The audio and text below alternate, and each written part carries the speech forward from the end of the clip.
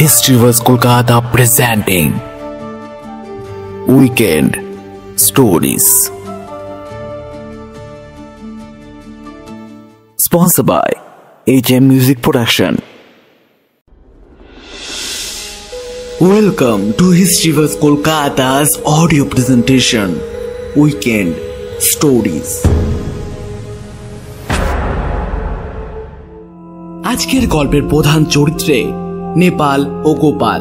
নেপালের ভূমিকায় চন্দন হালদার এবং গোপালের ভূমিকায় সাত্ত্বিক বিশ্বাস। গল্প পাঠে এবং গল্পের সূত্রধার আমি সাম্য।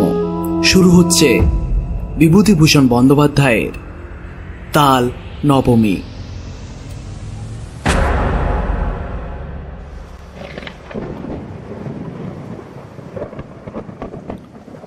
ঝমঝম বর্ষা, ভাদ্র মাসের দিন। আজ 3-15 ধরে বর্ষা নেমেছে, তার আর বিরামও নেই, বিশ্রামও নেই।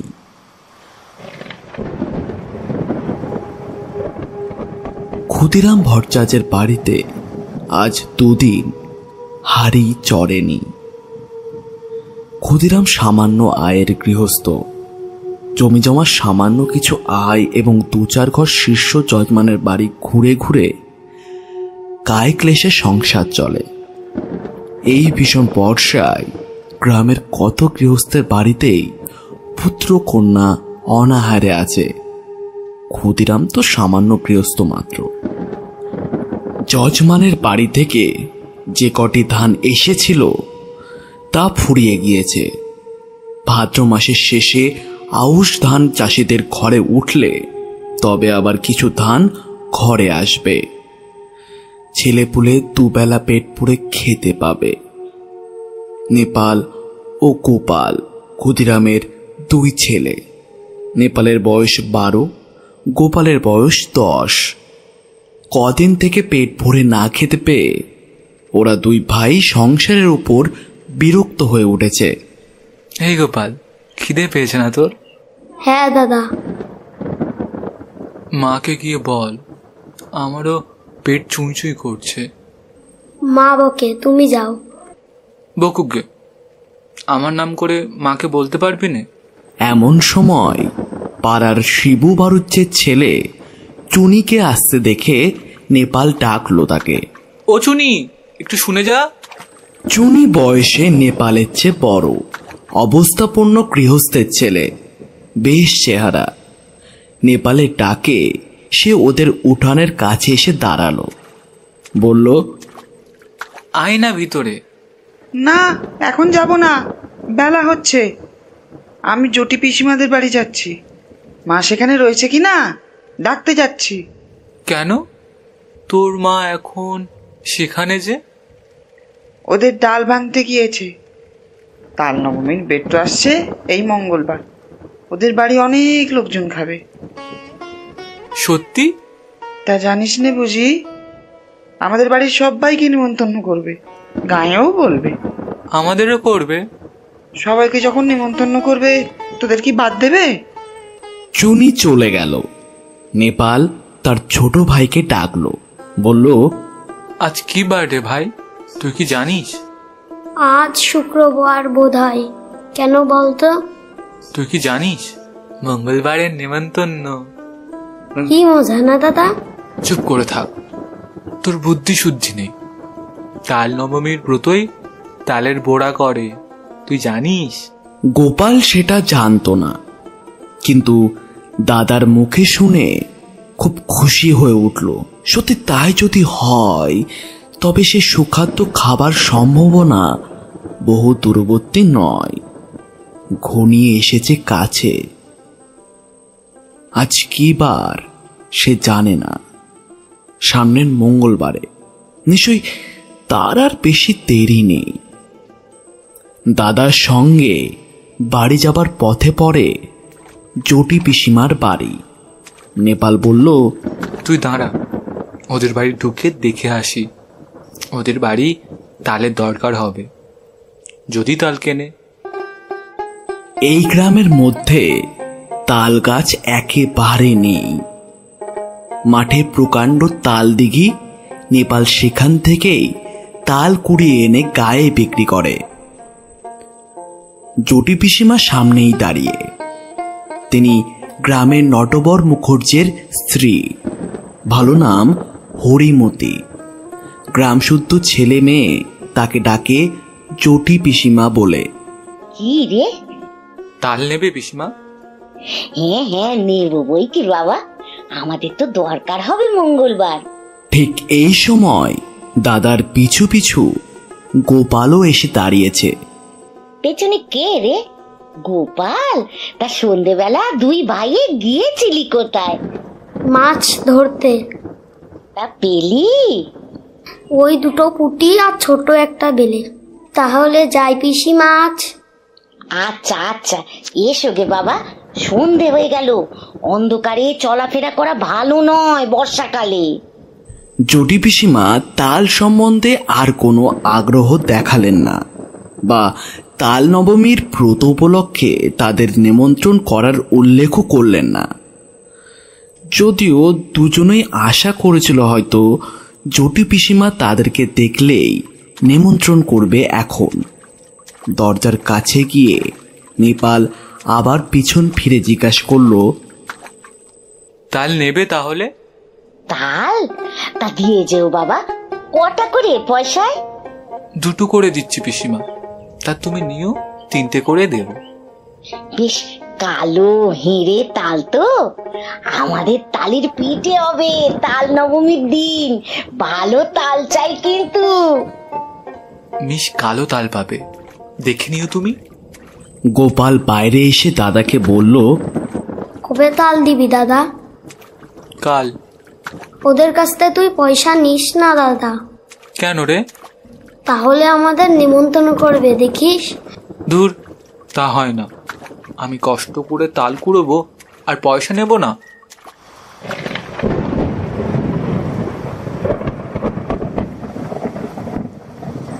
রাত্রে বৃষ্টি নামে, হু হু বাদলার হাওয়া সেই সঙ্গে। পূব দিকের জানালার কপাট দড়ি বাঁধা, হাওয়ায় দড়ি ছিঁড়ে সারা রাত খটখট শব্দ করে ঝড় বৃষ্টির দিনে। গোপালের ঘুম হয় না, তার যেন ভয় ভয় করে। সে শুয়ে শুয়ে ভাবে, দাদা তাল যদি বিক্রি করবে তাহলে ওরা নিমন্ত্রণ করবে না, তা কখনো করে?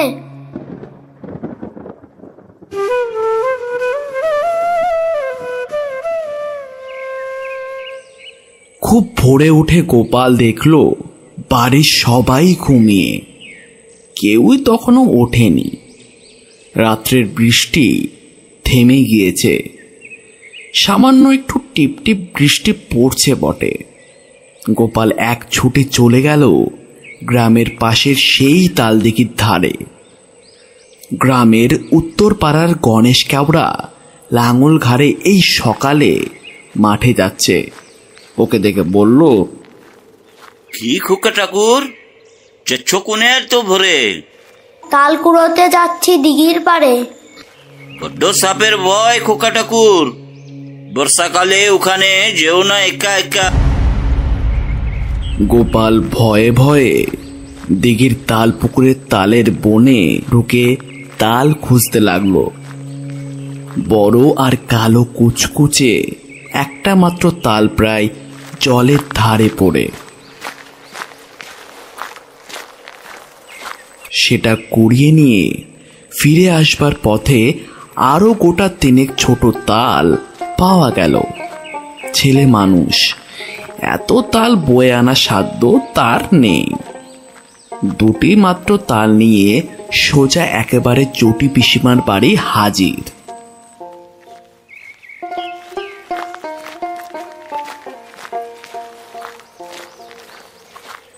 জটি পিসিমা সবে মাত্র সদর দোর খুলে দোরগোড়ায় জলের ধারা দিচ্ছেন।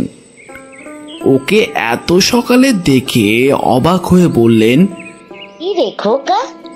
গোপাল এক গাল হেসে বলল, তোমার জন্য তাল এনেছি পিসি।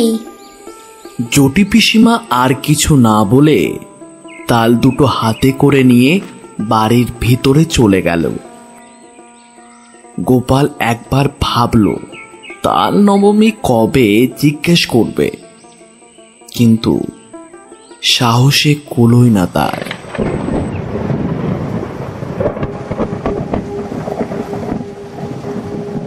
সারাদিন গোপালের মন খেলাধুলার ফাঁকে কেবলই অন্যমনস্ক হয়ে পড়ে।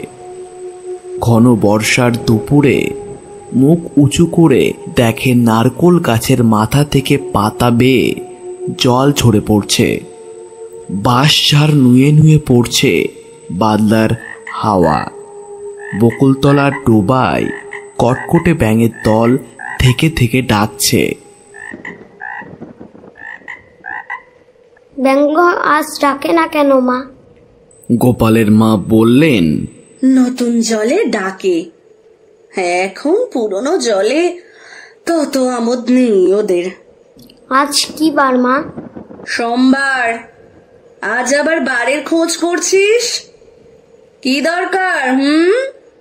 মঙ্গলবারে তালের পুজো না, তাই। তা হয়তো হবে, কি জানি বাপু। নিজের হাড়িতে চাল জোটে না, তাল নবমীর খোঁজে কি দরকার আমার শুনি? সারা দিন কেটে গেল। নেপাল বিকেলের দিকে গিয়ে জিজ্ঞাসা করলো, জটি পিসিমার বাড়িতে তাল দিয়েছিলি আজ সকালে? কোথায় পেলি তুই? আমি তাল দিতে গেলে পিসিমা বললে গোপাল তাল দিয়ে গেছে, পয়সা নেয়নি। কেন দিতে গেলি তুই? একটা পয়সা হলে দুজনে মুড়ি কিনে খেতাম। ওরা নেমন্তন্ন করবে, দেখিস দাদা, কাল তো তাল নবমী। সে এমনি নিমন্ত্রণ করবে, পয়সা নিলেও করবে। তুই একটা বোকা। আচ্ছা দাদা, কাল তো মঙ্গলবার না? কাল রাত্রে উত্তেজনায় গোপালের ঘুম হয় না। বাড়ির পাশের বড় বকুল গাছটায় জোনাকির ঝাঁক চলছে। জানলা দিয়ে সেদিকে চেয়ে চেয়ে সে ভাবে, কাল সকালটা হলে হয়, কখন যে রাত বেরোবে। জটি পিসিমা আদর করে খাওয়ানোর সময় ওকে বললেন, খোকা, কাকুরের ডালনা নিবি? মুগের ডাল বেশি করে মেখে নে। জটি পিসিমার বড় মেয়ে লাবণ্যদি একখানা থালায় গরম গরম তেলপাটুলি ভাজা এনে ওর সামনে ধরে হেসে বললেন, খোকা, কখানা নিবি তেলপিটুলি? বলেই লাবণ্যদি থালাখানা উপর করে তার পাতে ঢেলে দিলেন। তারপর জটি পিসিমা আনলেন পায়েস আর তালের বড়া। তিনি হেসে বললেন, খোকা, যাই তাল কুড়িয়ে দিয়েছিলি তাই পায়েস হলো বাবা। খা খা, আজ যে তাল নবমী রে। কত কি চমৎকার ধরনের রাধার তরকারির গন্ধ বাতাসে, খেজুর গুড়ের পায়েসের সুগন্ধ বাতাসে। গোপালের মন খুশি ও আনন্দে ভরে উঠল। সে বসে বসে খাচ্ছে, কেবলই খাচ্ছে। সবার খাওয়া শেষ, তবু সে খেয়েই যাচ্ছে। লাবণ্যদি হেসে হেসে বললেন, আর নিবি তেলপিটুলি? ওঠ ওঠ, বেলা হয়েছে কত।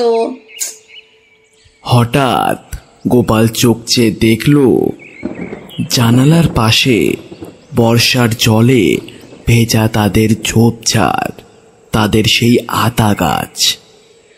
সে শুয়ে আছে তাদের নিজের বাড়িতে। তার মায়ের মৃদু ঠেলায় তার ঘুম ভাঙছে। মা পাশে দাঁড়িয়ে বলছেন, আরে ওঠ ওঠ ওঠ, বেলা হয়েছে কত। মেঘ করে আছে তাই বোঝা যাচ্ছে না। আজ কি বার মা? মঙ্গলবার। তাও তো বটে, আজই তো তাল নবমী। ঘুমের মধ্যে ওসব কি হিজিবিজি স্বপ্ন দেখছিল সে? বেলা আরো বাড়ল। ঘন মেঘাচ্ছন্ন বর্ষার দিনে যদিও বোঝা গেল না বেলা কতটা হয়েছে। গোপাল দরজার সামনে একটা কাঠের গুঁড়ির উপর ঠাই বসে রইল। বৃষ্টি নেই, একটুও নেই। মেঘ জমকালো আকাশ, বাদলের সজল হাওয়া গা শিরশির করছে। গোপাল আশায় আশায় বসে রইল বটে, কিন্তু কই, পিসিমাদের বাড়ি থেকে তো কেউ নেমন্তন্ন করতে এলো না। অনেক বেলায় তাদের পাড়ার জগবন্ধু চক্রবর্তী তার ছেলে মেয়ে নিয়ে সামনের পথ দিয়ে কোথায় যেন চলেছেন। তাদের পিছনে রাখাল রায় ও তার ছেলে শানু, তার পেছনে কালীবর বাড়ুজ্যের বড় ছেলে পাঁচু আর ও পাড়ার হরেন। গোপাল ভাবল, এরা যায় কোথায়? এই দলটি চলে যাবার পরে বুড়ো নবীন ভট্টাচার্য ও তার ছোট ভাই দিনু সঙ্গে এক পাল ছেলে মেয়ে নিয়ে চলেছে। দিনু ভট্টাচার্যের ছেলে কুরোরাম ওকে দেখে বলল, এখানে বসে কেন রে, যাবি নে? কোথায় যাচ্ছিস তোরা? চটি পিসিমাদের বাড়ি তাল নবাবির নেমন্তন্ন খেতে। করেনি তোদের? ওরা বেছে বেছে বলেছে কি না, সবাইকে তো বলেনি। গোপাল হঠাৎ রেগে অভিমানে যেন দিশাহারা হয়ে গেল। রেগে দাঁড়িয়ে উঠে বলল, কেন করবে না নেমন্তন্ন? আমাদেরও করবে, আমরা এর পরেই যাব। রাগ করবার মতো কি সে বলেছে সে বুঝতে না পেরে অবাক হয়ে বলল, বারে, তা অত রাগ করিস কেন, কি হয়েছে? ওরা চলে যাবার সঙ্গে সঙ্গে গোপালের চোখে জল এসে পড়ল। বোধহয় সংসারের অবিচার দেখেই।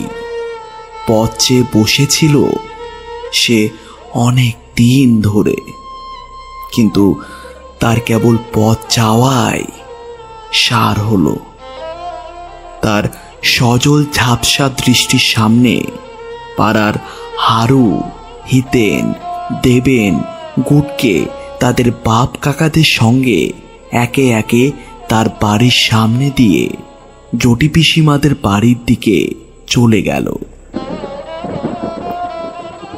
শুধু গোপাল তার তরল ঝাপসা চোখে স্বপ্ন আর একটু আশা নিয়ে বাড়ির ঠায়ে বসে রইল।